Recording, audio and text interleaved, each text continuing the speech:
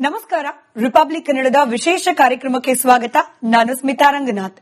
ಹೊಸ ವರ್ಷ, ಅದರಲ್ಲೂ ಇಂಗ್ಲಿಷ್ ಕ್ಯಾಲೆಂಡರ್ನ ಹೊಸ ವರ್ಷ, ನಾವು ಆ ಬಾಗಿಲಲ್ಲಿ ನಿಂತ್ಕೊಂಡು ಮುಂದಿನ ವರ್ಷ ಹೇಗಿರುತ್ತೆ, ನಮ್ಮ ಜೀವನ ಹಿಂದಿನ ವರ್ಷಕ್ಕಿಂತ ಈ ವರ್ಷ ಇನ್ನಷ್ಟು ಸುಖದಾಯಕವಾಗಿರಬೇಕು ಅಂದ್ರೆ ಏನು ಮಾಡಬೇಕು, ಹೊಸ ಹೊಸ ರೆಸಲ್ಯೂಷನ್ಗಳ ಮೂಲಕ ನಮ್ಮ ಬದುಕನ್ನ ಇನ್ನಷ್ಟು ಚಂದಗೊಳಿಸ್ಕೊಳ್ಬೇಕು, ಹೀಗೆಲ್ಲ ಲೆಕ್ಕಾಚಾರಗಳನ್ನು ಮಾಡ್ತಾ ಇರ್ತೀವಿ.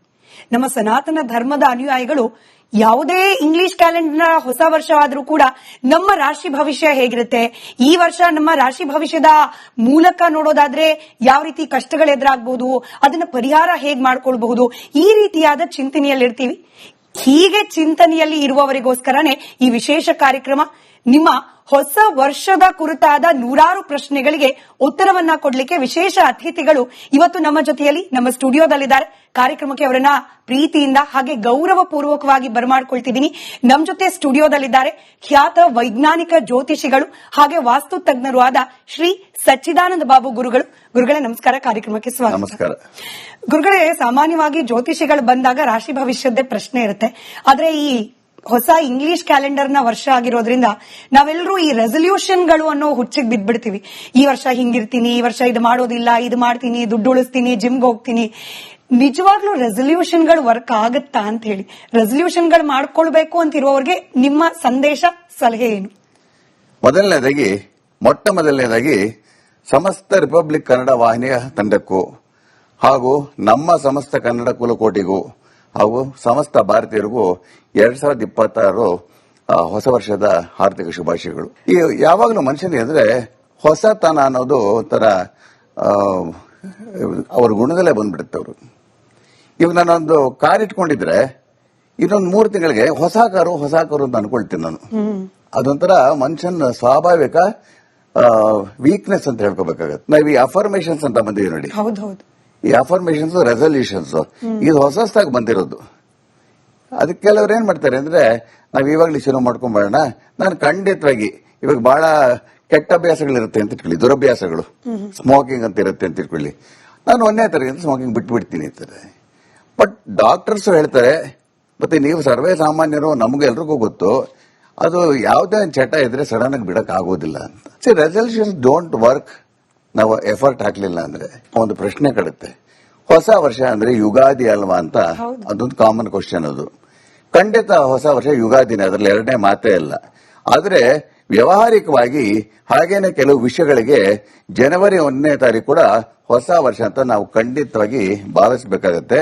ನೋಡಿ, ಯಾವುದೇ ಘಟನೆಯ ಬಗ್ಗೆ ಜ್ಯೋತಿಷದ ಪ್ರಕಾರ ಮಾತಾಡಬೇಕಾದ್ರೆ ನಾವು ಮನುಷ್ಯ ಜನ್ಮ ತಾಳಿದಾಗ ಹೇಗೆ ಒಂದು ಕುಂಡ್ಲಿನ ಹಾಕ್ತೇವೆ, ಮಗು ಹುಟ್ಟಿದಾಗ ಒಂದು ಟೈಮ್ಗೆ, ಡೇಟ್ ಆಫ್ ಬರ್ತ್ಗೆ, ಸ್ಥಳಕ್ಕೆ ಕುಂಡ್ಲಿ ಹಾಕ್ತೀವಲ್ಲ, ಅದೇ ರೀತಿ ಹೊಸ ವರ್ಷ ಆರಂಭಕ್ಕೂ ನಾವೊಂದು ಕುಂಡ್ಲಿನ ಹಾಕ್ಬೇಕು. ಇದೇ ನಿಜವಾದ ಜ್ಯೋತಿಷ ಅಂತ ಹೇಳೋದು. ಎಂದೇನಂತೆ ನೋಡಿ, 2026 ಜನವರಿ 1ನೇ ತಾರೀಕಿಗೆ ನಾನೊಂದು ಕುಂಡ್ಲಿನ ಹಾಕಿದ್ದೀನಿ. ಅದು ಸ್ವಲ್ಪ ಎಕ್ಸ್ಪ್ಲೇನ್ ಮಾಡ್ತೀನಿ ತಮಗೆ. ಆಗ ಆ ಸಮಯಕ್ಕೆ ಇರೋ ಗ್ರಹ ಸ್ಥಿತಿಗಳು ನಮ್ಮ ಕೆಲವು ಪ್ರಶ್ನೆಗಳಿಗೆ ಉತ್ತರಗಳನ್ನ ಖಂಡಿತ ಕೊಡುತ್ತೆ, ನಾವೊಂದು ಸೈಂಟಿಫಿಕ್ ಆಂಗಲ್ ನೋಡಿದಾಗ ಅಂತ. ನೋಡಿ, ಆಂಗ್ಲ ಹೊಸ ವರ್ಷಕ್ಕೆ ಗ್ರಿಗೋರಿಯನ್ ಕ್ಯಾಲೆಂಡರ್ ಅಂತ, ನ್ಯೂ ಇಯರ್ ಅಂತ ಹೆಸರು ನಮಗೆ, ಅದಕ್ಕೆ ಗ್ರಿಗೋರಿಯನ್ ಕ್ಯಾಲೆಂಡರ್ ಅಂತೀವಿ. ಇದಕ್ಕೆ ಯಾಕೆ ಗ್ರಿಗೋರಿಯನ್ ಕ್ಯಾಲೆಂಡರ್ ಅಂತ ಹೇಳಿ ಹೆಸರಿಡ್ತೀವಿ ಅಂದ್ರೆ, ಕ್ರಿಸ್ತ ಶಕ, ಇದೆಲ್ಲ ನಮ್ಗೆ ಗೊತ್ತಿರುತ್ತೆ, 1582ನೇ ಇಸ್ವಿಯಲ್ಲಿ 13ನೇ ಪೋಪ್ ಗ್ರಿಗೋರಿ ದ 13th ಒಂದು ಕ್ಯಾಲೆಂಡರ್ ರಿಫಾರ್ಮ್ಸ್ ಅಂತ ಮಾಡ್ತಾರೆ. ವ್ಯವಹಾರಕ್ಕೆ ಅನುಕೂಲ ಆಗಲಿ ಅಂತ ಅವ್ರು ಮಾಡಿದವರು. ಹೀಗಾಗಿ ನನ್ನ ಅನುಭವದಲ್ಲಿ ಜನವರಿ 1ನೇ ತಾರೀಕು ಗ್ರಹ ಸ್ಥಿತಿಗಳು ತಕ್ಕ ಮಟ್ಟಿಗೆ ಮನುಷ್ಯನ ಆಗು ಹೋಗುಗಳ ಬಗ್ಗೆ ಸೂಚನೆಗಳು ಖಂಡಿತ ಕೊಡುತ್ತೆ. ಹಾಗೇನೆ ನನ್ನ 48 ವರ್ಷದ ಅನುಭವದಲ್ಲಿ ಅದನ್ನ ಮೇಲೆ ಒಂದು ಹೇಳಕ್ ಇಷ್ಟಪಡ್ತೀನಿ.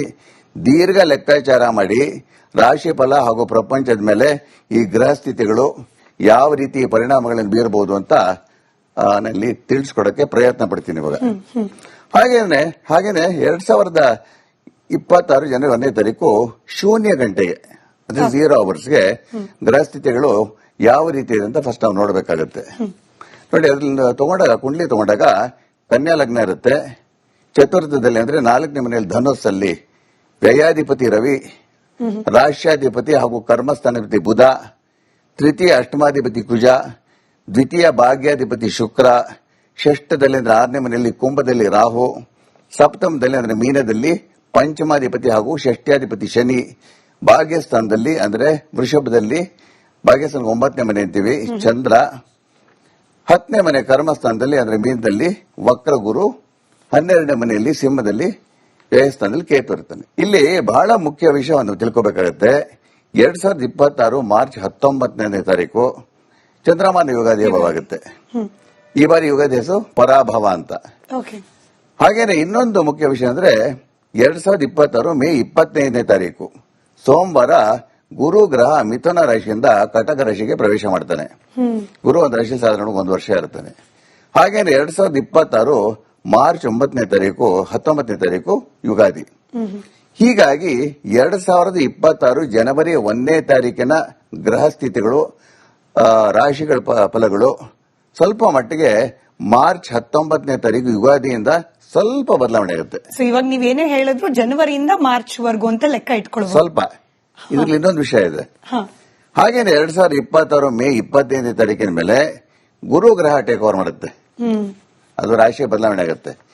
ಸೊ ಈಗ ನಾನು 2026ಗೆ ಹೇಳುವಂತ ರಾಶಿ ಫಲಗಳು ಹೆಚ್ಚಾಗಿ ಮೇ 2026 25ನೇ ತಾರೀಕಿನವರೆಗೂ ಅನ್ವಯಿಸುತ್ತೆ. ಮೇವರೆಗೂ ಅಲ್ಲಿಗೆ ಗುರುಗಳ ಅಪಾಯಿಂಟ್ಮೆಂಟ್ ಈಗಲೇ ಕೇಳ್ತಾ ಇದ್ದೀನಿ. ಮೇಲ್ ಮತ್ತೊಂದ್ಸತಿ ಬಂದ್ಬಿಟ್ಟು ನಮ್ಮ ವೀಕ್ಷಕರಿಗೆ ಅವಾಗ ಏನ್ ಬದಲಾವಣೆ ಆಗುತ್ತೆ ಅಂತ ಹೇಳಬೇಕು.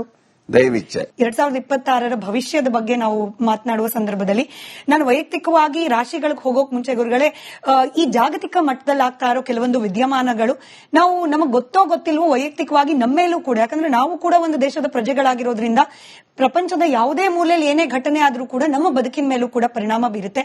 ಹೀಗಾಗಿ ಸಹಜವಾಗಿ ಕುತೂಹಲ ಇರುತ್ತೆ, ಜಾಗತಿಕವಾಗಿ 2026 ಯಾವ ರೀತಿಯಾಗಿ ಇರುತ್ತೆ ಅನ್ನೋದು. ಅದ್ರ ಬಗ್ಗೆ ನೀವೇ ಹಾಕಿದ ಕುಂಡಲಿ ಪ್ರಕಾರ ಹೇಳೋದಾದ್ರೆ ಸಂಕ್ಷಿಪ್ತ ಹೇಳ್ತೀನಿ ನೋಡಿ. ಲಗ್ನಾಧಿಪತಿ ಚತುರ್ಥದಲ್ಲಿದ್ದು ಅದರ ಮೇಲೆ ಗುರು ದೃಷ್ಟಿ ಇರೋದ್ರಿಂದ ಇದು ಪ್ರಪಂಚಕ್ಕೆ ಸಂಬಂಧಪಟ್ಟಂಗೆ ಎಕಾನಮಿ ಸ್ವಲ್ಪ ಮಟ್ಟಿಗೆ ಚೇತರಿಸಿಕೊಳ್ಳಿದೆ. ಅಂದ್ರೆ ಪದೇ ಪದೇ ವರ್ಲ್ಡ್ ಎಕಾನಮಿ ಏರುಪೇರುಗಳು ಇರುತ್ತೆ, ಫ್ಲಕ್ಚುಯೇಷನ್ಸ್ ಆಗ್ತಾ ಇರುತ್ತೆ, ಸ್ಥಿಮಿತವಾಗಿರಲ್ಲ. ರೂಪಾಯಿ ಬೆಲೆ ಕುಸಿದು ಮತ್ತೆ ಚೇತರಿಸಿಕೊಳ್ಳೋದು, ಈ ರೀತಿಯಲ್ಲಿ ಫ್ಲಕ್ಚುಯೇಷನ್ಸ್ ಆಗುತ್ತೆ ಹೊರತು ಸ್ಟೇಬಲ್ ಆಗತ್ತೂ ಖಂಡಿತವಾಗಿರೋದಿಲ್ಲ.